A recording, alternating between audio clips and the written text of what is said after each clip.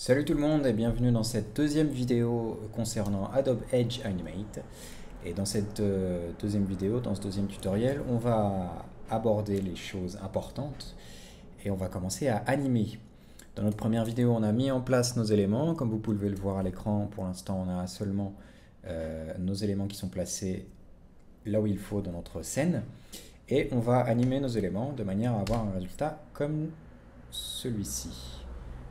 Les fruits et les légumes apparaissent avec des transitions spécifiques.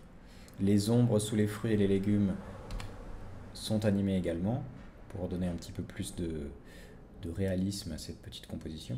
Et enfin, le texte apparaît avec ce bouton ici même qui sera cliquable. Voilà. Donc, je vais réouvrir le fichier, je crois que c'est celui-ci, qui n'a pas encore d'animation. Voilà. Donc, les animations dans Adobe Edge Animate, comment ça marche? Il y a deux techniques, je vais vous montrer les deux techniques officielles que vous pouvez découvrir dans le bloc leçon ici même. Il y a Animé 1 avec des images clés et Animé 2 avec le verrouillage. Les tutoriels conseillent le verrouillage. Ils le vendent comme étant une technique plus pratique. Personnellement, je préfère cette version-là d'image clé. On va commencer par étudier la technique de verrouillage et après la technique de l'image clé. Chacun ses préférences, vous verrez ensuite laquelle est la plus adaptée selon vos besoins. Donc comment ça marche? La première technique de verrouillage. Ici même dans la ligne de temps qui s'appelle en fait le scénario, votre curseur, votre tête de lecture, doit être placé à l'endroit final de votre animation. Par exemple, on va animer ce bol de salade, cette salade ici même, qui arrive du haut et qui descend jusqu'ici avec un petit rebond. Donc pour animer en utilisant le verrouillage, qui est utilisé à travers ce petit bouton ici même, il faut en fait penser à l'envers. Vous allez dans le futur, vous placez votre tête de lecture dans le futur, vous activez le verrouillage ici même en cliquant sur ce petit bouton et vous voyez que ici même au-dessus de votre tête de lecture il y a une petite puce bleue. Ou sinon, si vous ne passez pas par ce petit bouton ici même, vous pouvez double-cliquer au-dessus de votre tête de lecture sur le petit carré ici. Donc, qu'est-ce que ça signifie? Ça signifie que Adobe Edge Animate va enregistrer ce que vous allez faire. Vous déplacez votre curseur vers la gauche, dans le passé, dans votre scénario, et vous allez à l'endroit où vous voulez que l'animation commence. Imaginons que je veuille que mon animation commence une seconde plus tôt, c'est-à-dire à 0,5 secondes. Ici même, là où est placé mon curseur, ma tête de lecture, je déplace, je fais la modification contraire en fait. Je fais la modification contraire que je voudrais voir à l'écran. À savoir, on avait, pour l'instant on voit l'état final de notre saladier, de notre salade, mais je vais vouloir que notre saladier entre dans la scène par le haut. Donc tout simplement, qu'est-ce que je fais? Je le déplace en appuyant sur Shift pour rester vertical, à angle droit, parallèle, pardon. Et je fais sortir mon saladier. Qu'est-ce qui se passe en bas dans notre scénario? Vu qu'on a activé le verrouillage, Edge Animate enregistre nos modifications. C'est-à-dire que à l'endroit où ma tête de lecture est placée, on voit que la valeur haut est à moins 332 pixels. Mon saladier est à moins 332 pixels de haut. Si vous faites du CSS, si vous connaissez le CSS, ça va vous parler. Il est placé à moins 332 pixels de haut. Donc il est en dehors du cadre de notre scène. Et si je bouge ma tête de lecture, on voit que ça commence à s'animer. À l'état final, ici à 1,5 secondes, 1,5 secondes, je ne sais pas, mon saladier est la valeur haut, la propriété haut de mon saladier a une valeur de 8 pixels.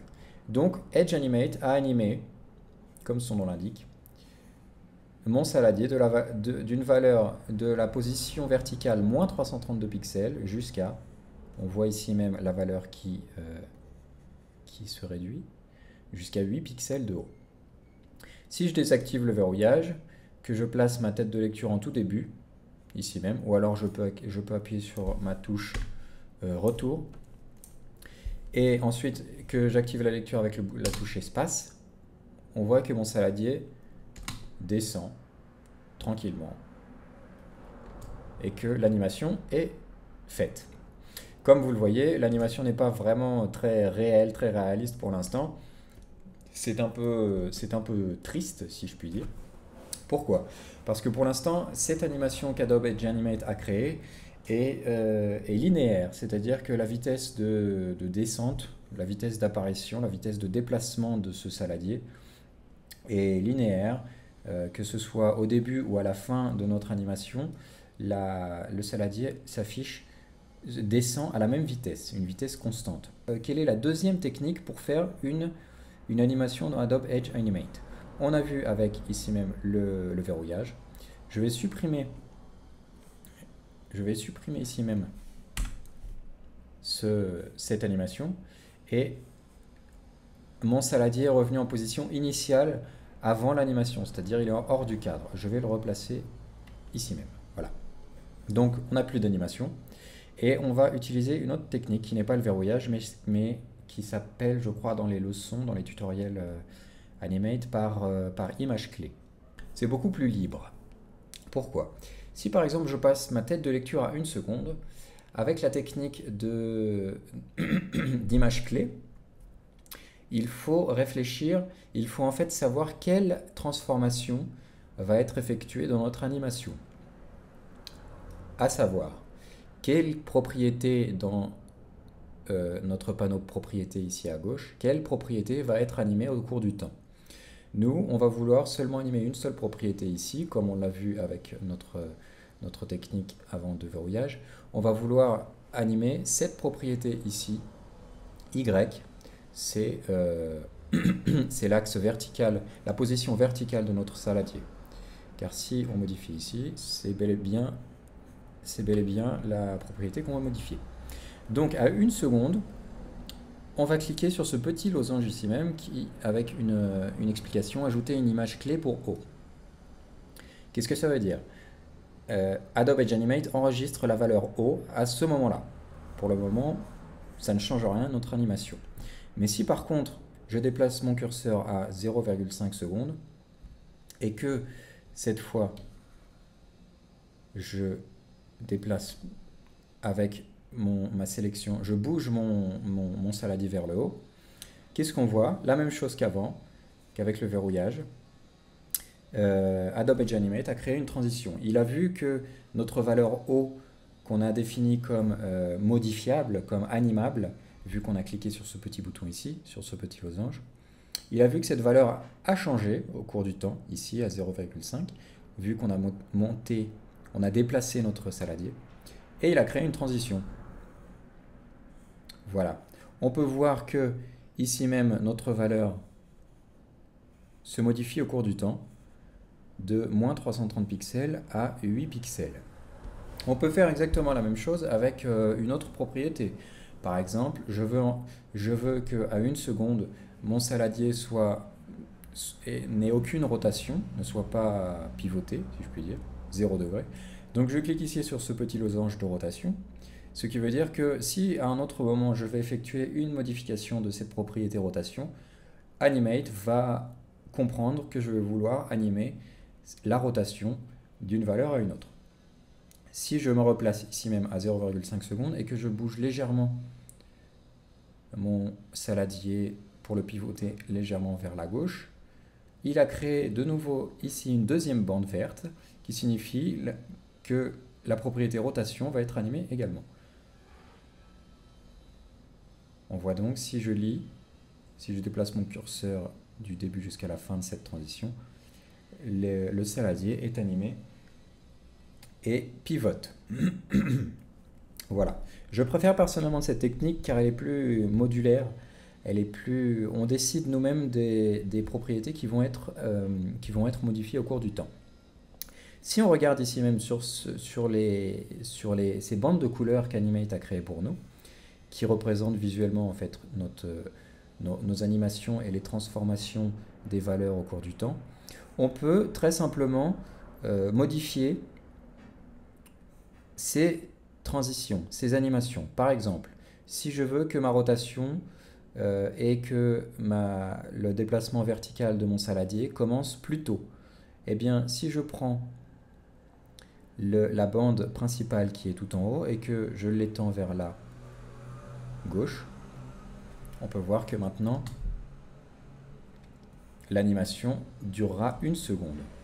Si je veux qu'elle dure un petit peu plus de temps à la fin, par exemple 1,5 secondes, voilà, il suffit de prendre la partie droite de la bande supérieure et de l'étendre vers la droite.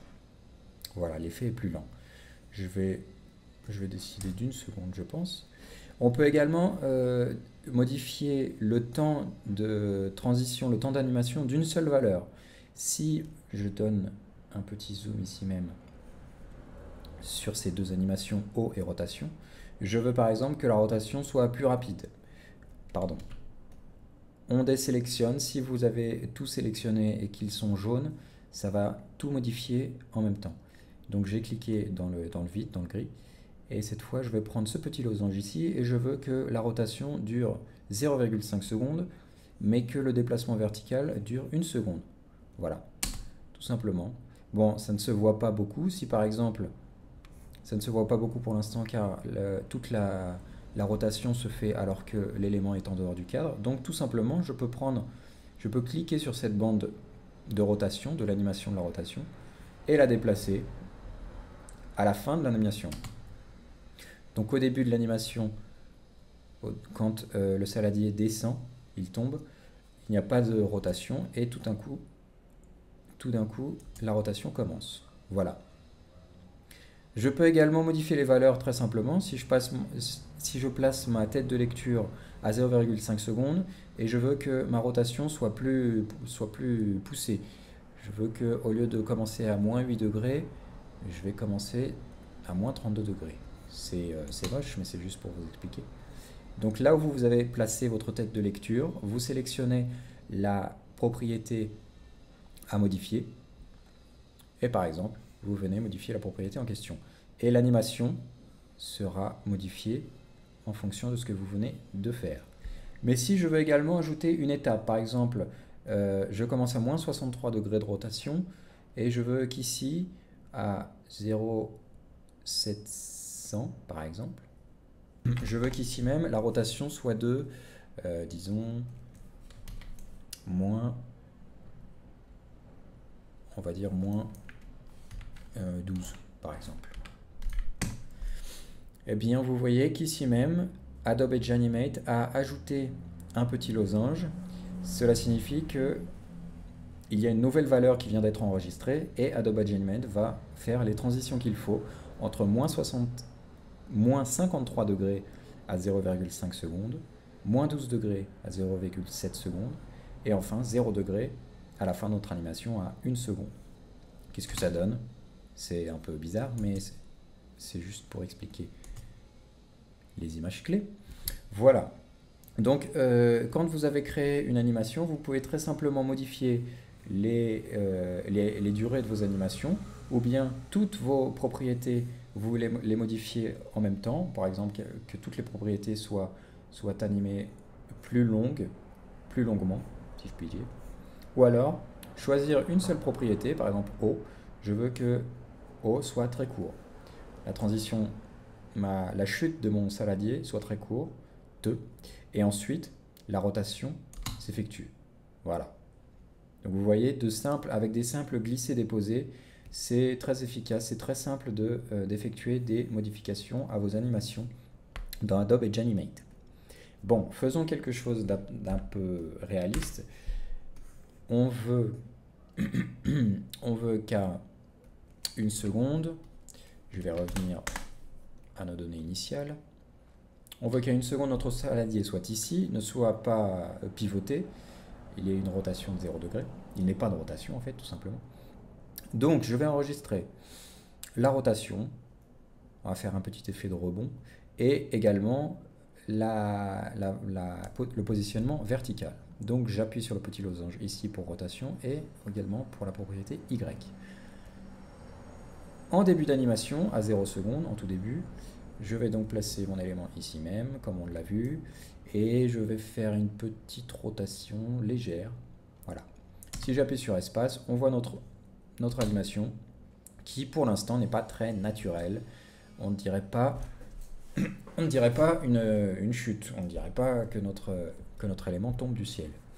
Donc, si on regarde ici même, vous voyez que dans l'animation finale, j'ai créé un rebond. Un rebond qui va tout simplement simuler la gravité dans notre animation. Un rebond peut être créé de deux manières, d'une manière très difficile ou d'une manière très simple. La première manière, c'est tout simplement de continuer notre animation ici même, et par exemple 0,5 secondes plus tard, on va faire bouger un petit peu plus notre saladier vers le haut, et un petit peu plus loin, on va le faire bouger vers le bas. Un petit peu plus loin, il remonte légèrement vers le haut. Et encore un petit peu plus loin, il redescend à sa position initiale. Bon, qu'est-ce que ça donne? Ça va être très bizarre et pas très... Voilà. Vous avez vu le résultat, c'est pas très naturel. Vous pouvez, si vous voulez, vous amuser, et si vous avez du temps, essayer de simuler un rebond réaliste en essayant de placer vos valeurs là où il faut pour que le ressenti soit à peu près réel. Ce n'est pas très simple, je vous laisse essayer si vous le voulez, mais heureusement Adobe Edge Animate a des accélérations. Si on voit ce petit bouton ici, on voit le bouton accélération. Qu'est-ce que c'est? Pour l'instant, comme je l'ai expliqué un petit peu plus tôt, on voit que cette animation, au cours du temps, elle s'effectue d'une manière linéaire. C'est-à-dire que la vitesse est la même, que ce soit en début, en milieu ou en fin d'animation. On peut modifier cette logique. Si vous utilisez jQuery et que vous connaissez jQuery Easing, c'est exactement ça, c'est-à-dire que nos animations nos transformations CSS qui sont animées au cours du temps sont en fait animées en JavaScript, et on peut utiliser jQuery Easing pour modifier l'accélération et l'évolution de nos transformations au cours du temps. Qu'est-ce que ça signifie? Si on sélectionne ici même cette animation et qu'on clique sur ce bouton accélération, pour l'instant on voit c'est écrit à l'écran accélération linéaire. Si on clique sur ce bouton et qu'on voit ici même une petite fenêtre qui s'ouvre avec plusieurs options. Ces options, ce sont les accélérations à disposition dans Adobe Edge Animate. Si vous utilisez jQuery Easing, vous ne serez pas perdu. Je crois que ce sont exactement les mêmes transitions, non, les mêmes accélérations à disposition dans Adobe Edge Animate. Qu'est-ce que ça fait si par exemple je choisis une accélération progressive? Mon animation va commencer doucement et à partir à plus ou moins le milieu de mon animation, elle va avoir un effet beaucoup plus rapide. Voilà. Pour l'instant, on ne voit pas trop la différence, mais si je fais sur 3 secondes, on voit qu'au début c'est lent et tout d'un coup, voilà, c'est un petit peu plus rapide. Mais nous, ce qu'on veut, c'est un rebond. Heureusement, dans les propriétés des transformations, je n'arrive pas à retenir ce nom, des accélérations, on voit ici même rebond ou élastique. On va utiliser rebond, on va voir ce que ça donne. Je vais réduire mon animation à 1 seconde, et qu'est-ce que ça donne? C'est bizarre. Pourquoi? Parce que j'ai choisi accélération progressive, ce qui veut dire que le rebond va se faire en début d'animation. Nous, ce n'est pas ce qu'on veut que le rebond s'effectue à la fin de notre animation, quand le saladier touche le sol. Donc je choisis ici même décélération progressive, et je choisis rebond. On voit que la courbe est en fait inversée par rapport à celle-là. Ici même, on voit que le rebond se fait au début, puis l'animation se termine. Si je choisis pardon, décélération progressive. Au début, on a le commencement de notre animation, puis le rebond vient se faire. Qu'est-ce que ça... Voilà. C'est beaucoup plus réel, c'est beaucoup plus réaliste, et on a l'impression qu'il y a une certaine gravité sur ce saladier. Vous pouvez appuyer sur CTRL Entrée ou Pomme Entrée pour ouvrir votre navigateur et simuler et voir votre animation dans votre navigateur.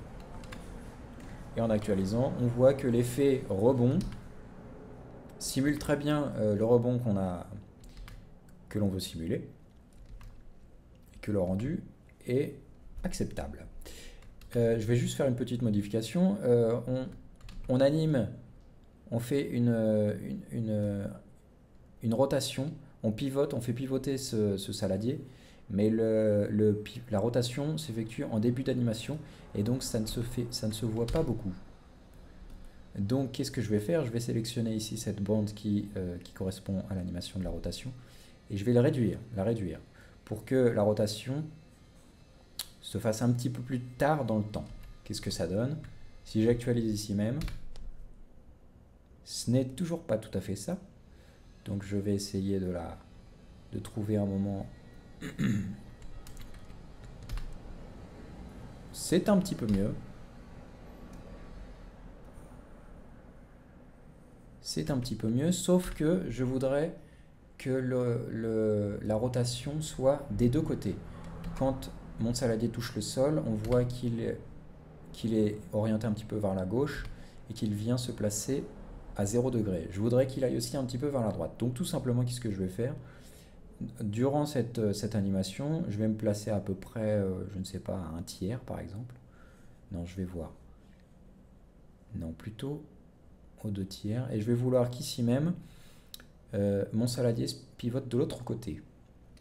Je n'ai aucune idée du résultat que ça va donner. C'est un petit peu plus réel, mais c'est toujours un petit peu bizarre. Donc avec Edge Animate, c'est très facile de faire bouger vos propriétés et de les placer où vous voulez, et les animations, les transitions entre chaque valeur, entre chaque propriété sera faite automatiquement. Et donc vous pouvez très facilement, je pense que c'est un petit peu trop,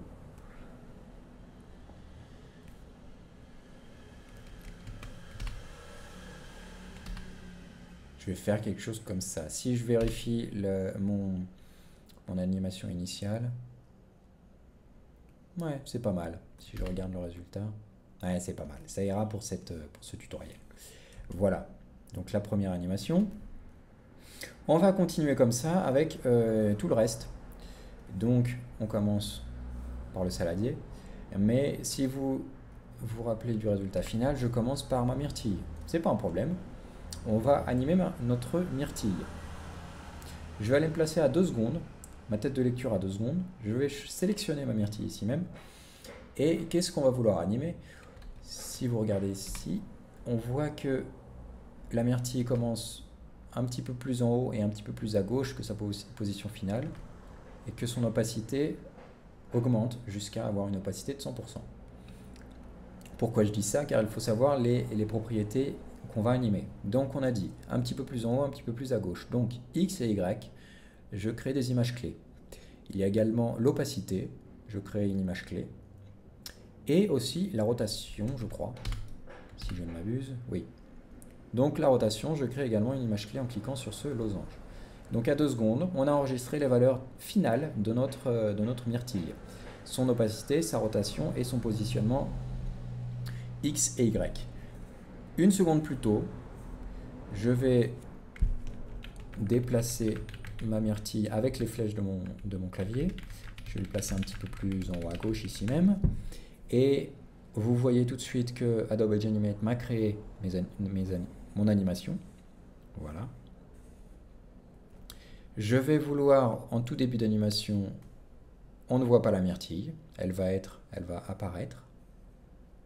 Et enfin, elle va rotationner, elle va pivoter légèrement. Si je regarde, c'est à peu près ça.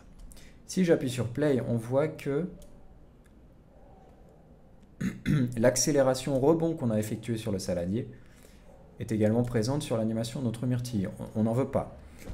Heureusement, les accélérations que vous définissez sur vos éléments ne sont pas communes à tous les éléments, mais vous pouvez définir différentes animations pour chaque élément. Différentes accélérations, pardon. Donc je sélectionne ici même la bande supérieure qui représente les transitions, les animations de ma myrtille, et je clique sur transition, ou alors je peux faire cliquer avec le bouton droit sur mes animations et cliquer sur accélération. Ici même, on va vouloir une animation linéaire peut-être, laissez-moi voir. On peut tester une autre accélération, par exemple, on veut une accélération, pourquoi pas progressive, cubique. Qu'est-ce que ça donne? Non, plutôt l'inverse, je dirais. Dégressive et cubique. Ouais, pourquoi pas. Après, les goûts et les couleurs, ça se discute, mais au moins, vous savez qu'il y a énormément de transition, non, d'accélération à votre disposition. Donc je teste, pourquoi pas. Je veux que l'opacité de cette myrtille, l'animation de l'opacité soit plus rapide que le reste. Je veux qu'elle entre en scène, qu'elle soit opaque très rapidement. On va dire à peu près ici. Donc tout simplement, je choisis mon animation opacité ici, ma transition, et je viens faire glisser le losange de droite pour que l'animation soit plus rapide. L'animation seulement d'opacité. Voilà. Je veux également que la rotation soit plus violente, entre guillemets. Donc je place ma tête de lecture en début d'animation, et au lieu d'avoir moins 51 degrés ici, je vais mettre, je ne sais pas, moins 50. C'est pas mal. On vérifie dans le navigateur. C'est pas trop mal. C'est pas trop mal. Donc je vais continuer l'animation de tous les éléments qui sont ici dans notre scène, avec exactement la même technique, à savoir on va positionner notre curseur dans le futur, et on va enregistrer en cliquant sur les losanges respectifs les propriétés que l'on va animer au cours du temps pour enregistrer l'état final de nos éléments. Je vais faire la même chose par exemple avec cette pomme. Je vais vouloir que la pomme, exactement comme le saladier, la pomme va tomber du ciel entre guillemets, donc la propriété Y va être animée, et également il y aura une petite rotation de cette pomme, donc la rotation ici, la propriété rotation. Un petit peu plus tôt, je place mon curseur avant et je fais les modifications que je veux. Si vous voulez, vous pouvez utiliser, au lieu d'utiliser l'outil sélection, ici même, vous pouvez utiliser l'outil transformation, raccourci Q. Et ça permet directement de faire des rotations, des inclinaisons, des transformations et également le placement vertical et horizontal. Donc je vais placer ma pomme un petit peu plus haut et je vais également la faire pivoter. Voilà, qu'est-ce que ça donne?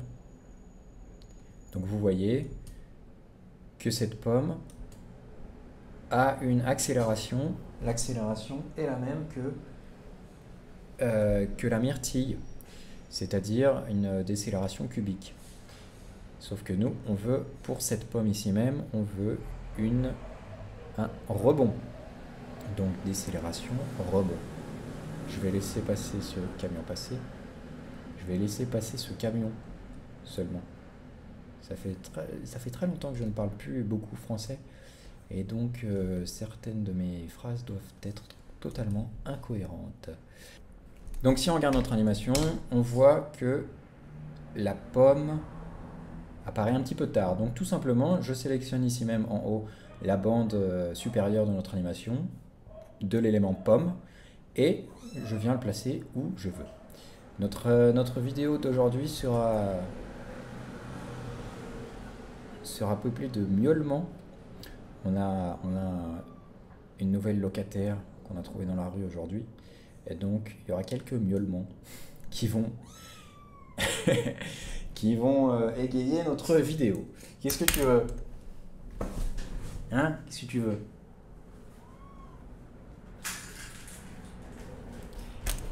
Voilà, on a fait les animations de notre saladier, de notre myrtille, de notre pomme. Voilà. Sauf que je veux que la myrtille apparaisse avant, tout simplement.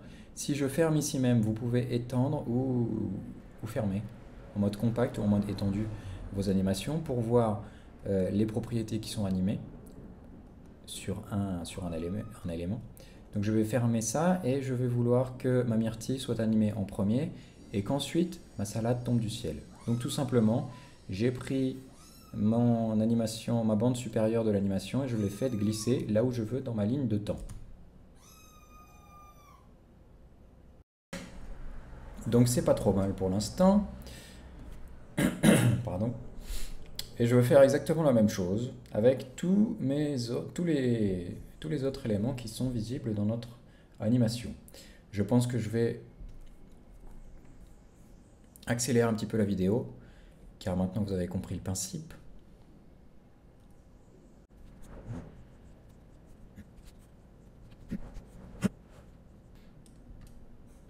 Une chose intéressante à savoir, c'est que vous pouvez aussi entrer des valeurs précises directement dans le scénario.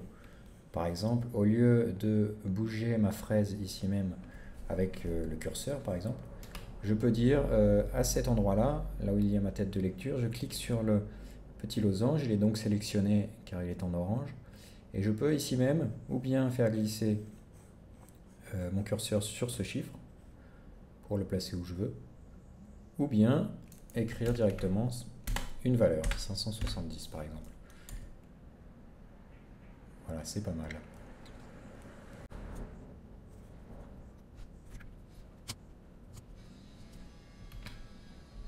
Une autre petite astuce, si vous voulez avoir plus d'espace ici pour voir tous vos calques, il y a ce petit bouton ici même qui permet de développer ou de réduire les différentes pistes. Ils appellent ça des pistes, je vais appeler ça des calques, nos éléments.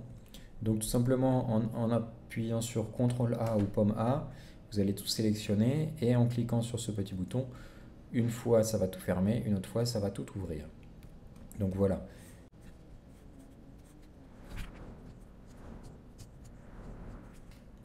N'hésitez pas à regarder votre animation dans le navigateur. Je trouve que c'est plus agréable. Donc, CTRL entrée ou pomme entrée.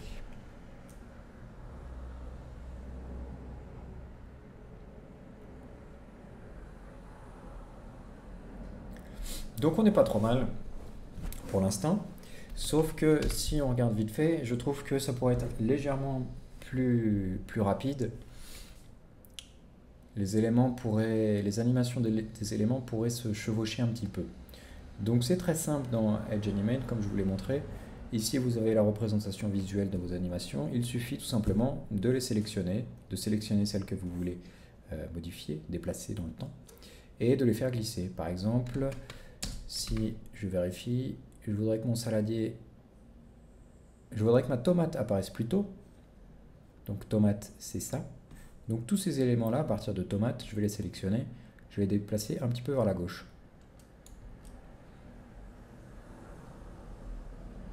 Voilà, et je voudrais également que ces dernières animations ici même soient plus rapides, à savoir cerise, fraise, mûre et l'autre est la myrtille. Donc je les déplace un petit peu, on vérifie. C'est pas mal. Je voudrais également que cette mûre apparaisse, non plutôt que l'animation de cette myrtille apparaisse un petit peu avant pour qu'elle soit un petit peu séparée de l'animation de cette mûre. Donc myrtille ici, je prends l'animation et je la déplace un petit peu vers la gauche pour qu'elle apparaisse plus tôt. Voilà, parfait.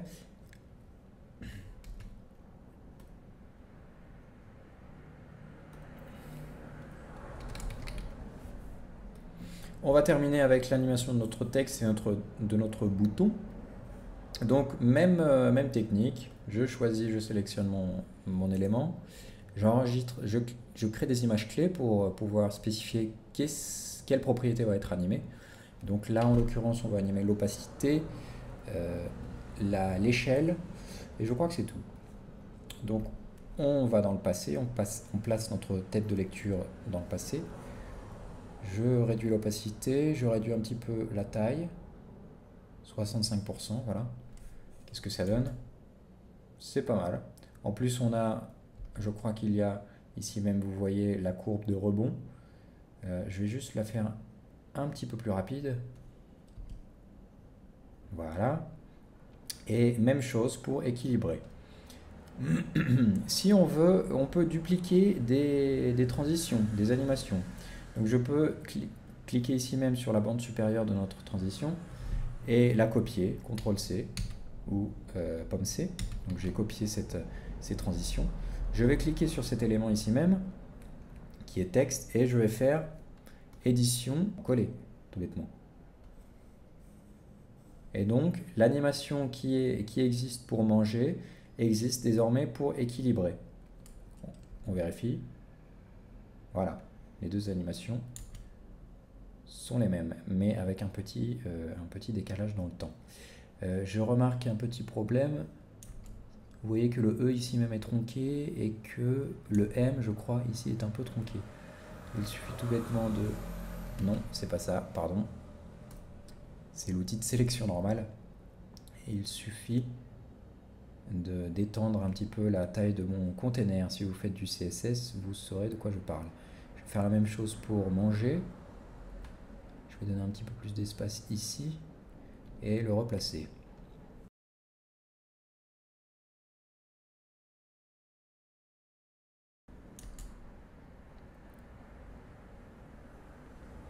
Voilà.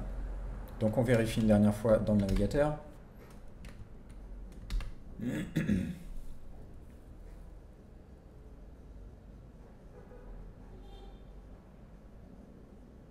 Donc moi j'ai équilibré, je vais le vouloir un petit peu plus tôt. Donc je sélectionne les deux, je les fais bouger dans le temps. Ensuite on va afficher notre bouton.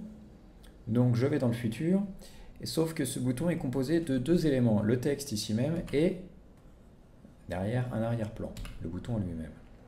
Qu'est-ce que je vais faire? Je vais vouloir que l'animation concerne les deux éléments en même temps. Je ne vais pas animer d'abord le fond rouge et ensuite faire apparaître le texte. Non, je vais considérer tout ça comme un ensemble. Donc dans Edge Animate, on peut, pardon, on peut grouper des éléments. Si je sélectionne ici bouton et ensuite mon texte, je peux cliquer avec le bouton droit et faire, grouper les éléments dans Div. Ce qui veut dire qu'ici, dans ma fenêtre d'éléments, on voit mes deux calques, mais ils sont enfants d'un élément parent qui s'appelle groupe, que je peux appeler par exemple bouton rouge. Voilà. Et bouton rouge, on va vouloir qu'il vienne de la droite et qu'il apparaisse que son opacité vienne de 0 jusqu'à 100. Donc, on crée une image clé pour l'opacité. On crée une image clé pour la valeur gauche, voilà, X. Et donc on a créé nos deux images clés. On va dans le passé et on bouge notre élément. On réduit notre opacité. Et voilà, rien de plus compliqué.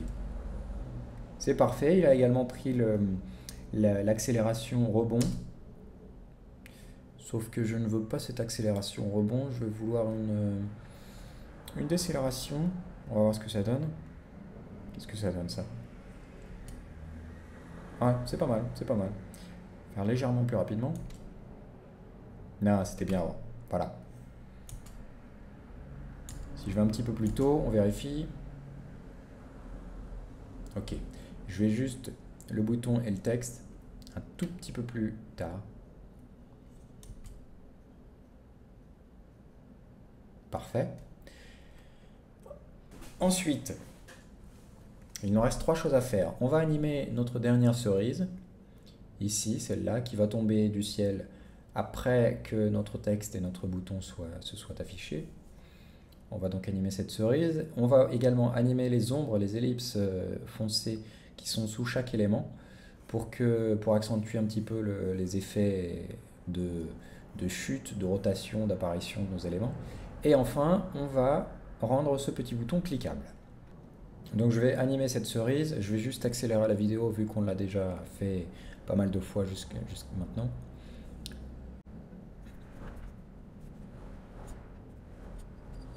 Voilà. Et ensuite, on va animer nos ombres. Donc pour animer les ombres, qu'est-ce qu'on va faire? On va faire disparaître toutes nos ombres en début d'animation et à chaque fois qu'un élément apparaît, son ombre va s'afficher, l'opacité va augmenter et peut-être qu'il y aura une petite animation de forme en fonction de l'animation de l'élément. On va voir. Par exemple, si on commence par notre premier élément, la myrtille. La myrtille est ici. On va sélectionner notre ombre de myrtille. Donc à la fin de cette... Je vais zoomer un petit peu plus sur notre scénario. À la fin de l'animation de cette myrtille, on veut que l'ombre que je vais sélectionner ici, où est-ce qu'elle est? Je n'ai pas nommé mes éléments, c'est très mauvais. Ombre, myrtille. Donc à la fin de l'animation de la myrtille, on veut que notre ombre soit ici. Donc elle aura une opacité de 20% au final. Elle aura un positionnement X et Y ici même. Et je crois que c'est tout. C'est seulement ça qu'on va modifier. Donc en début d'animation, on voit que notre myrtille est ici même. Donc tout simplement avec les flèches de mon clavier, je viens placer voilà l'ombre de ma myrtille où il faut. Et si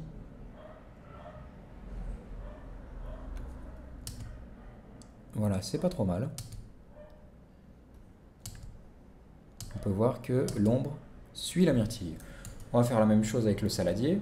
Donc en fin d'animation de saladier, le saladier où est-ce qu'il est? Salade ici, je vais l'agrandir. En fin d'animation, l'ombre de notre saladier qui est ici. Ombre saladier. Cette ombre, ombre saladier, cette ombre aura une opacité de 20%. Et qu'est-ce qu'on va modifier également? Je crois qu'on va aussi modifier la largeur et la hauteur. La largeur et la hauteur de cette ombre. Donc, en début d'animation ici, on va définir une ombre de 0%, une opacité de 0%, et elle va être également légèrement plus large et légèrement plus fine. Si j'appuie sur Play, c'est pas trop mal. Notre ombre s'anime en même temps que l'animation de notre saladier. Donc je vais accélérer la vidéo, je vais faire la même chose avec les autres ombres de nos éléments.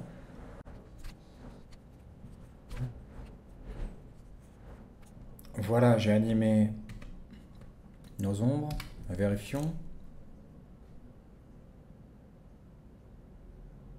C'est pas trop mal. Nos textes apparaissent et notre cerise apparaît. Je vais juste faire apparaître notre dernière cerise un petit peu plus tard. Donc je sélectionne ma cerise ici, mais je vais également sélectionner l'ombre de cette cerise. Et je vais la faire apparaître, on va dire, quelques secondes après l'apparition de notre bouton.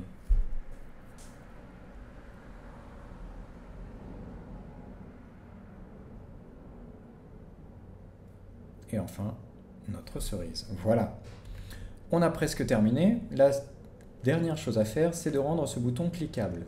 Donc comment faire pour rendre cet élément cliquable? C'est très simple dans Adobe Edge Animate. Le clic est géré par du JavaScript. Donc on sélectionne notre élément et en cliquant avec le bouton droit sur notre élément, ou sur n'importe quel élément, on voit ici ouvrir le panneau Action pour bouton rouge. Donc je clique ici même. La fenêtre est sur mon autre écran. La voilà. Ici même, vous avez une fenêtre d'action. Ces actions, ce sont en fait des événements. Quand l'utilisateur fait quelque chose de précis, un clic par exemple, eh bien on va vouloir faire une action. On va vouloir exécuter une action. Donc si je clique sur ce petit plus ici même, on a un clic, double clic, survol, etc., etc., etc. on va vouloir utiliser par exemple le clic. Quand l'utilisateur clique sur notre bouton, on va vouloir faire quelque chose. Et ici, vous avez une liste. Si vous ne voulez pas écrire de JavaScript, vous avez des raccourcis ici, une liste d'actions possibles. Nous, on va vouloir ouvrir l'URL. Donc, je clique sur ouvrir l'URL et je vais juste modifier la valeur de l'adresse URL que l'on va ouvrir avec cette fonction window open.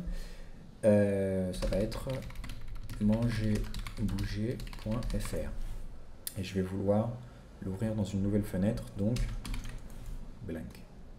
J'enregistre et si j'actualise cette animation, on va attendre l'apparition de notre bouton manger équilibré et voilà. Et si je clique ici même, ça nous emmène dans une autre fenêtre sur le site mangerbouger.fr. Voilà.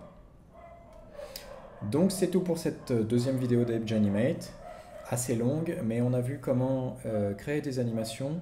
Dans un premier temps, avec cette première technique de verrouillage, que je n'utilise pas beaucoup, je vous l'ai montré en début de vidéo, et qui permet en fait de définir automatiquement vos transitions d'une propriété à l'autre en allant dans le passé et ensuite en modifiant les propriétés de votre élément. Ou sinon, grâce aux petits losanges dans les panneaux propriétés de vos éléments, ces petits losanges permettent d'enregistrer une valeur d'une propriété à un moment donné. Et si ce bouton rouge ici même est activé et ce mode de transition automatique est activé également, et bien si vous créez une nouvelle image clé à un moment, à n'importe quel moment, Adobe Edge Animate va faire les animations qu'il faut entre les deux images clés. Et enfin, on a vu avec le bouton droit ouvrir le panneau d'action, on a ajouté très simplement une action pour pouvoir rendre ce bouton cliquable et ouvrir une URL mangerbouger.fr lorsque le bouton est cliqué. Voilà, merci à vous d'avoir regardé cette vidéo. Dans la prochaine vidéo, on va étudier très rapidement les symboles pour créer des animations répétitives et modifier un petit peu, rendre un petit peu cette animation un petit peu plus agréable. Voilà, merci à vous et à la prochaine. Ciao.